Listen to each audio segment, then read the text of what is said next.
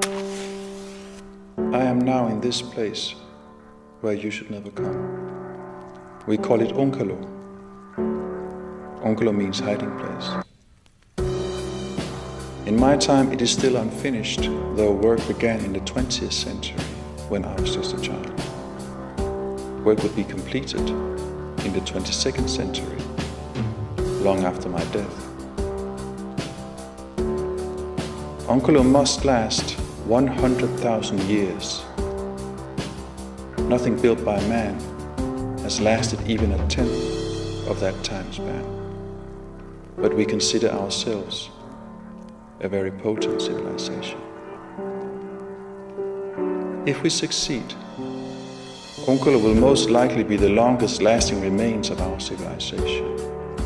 If you, sometime far into the future, find this, what will it tell you about us?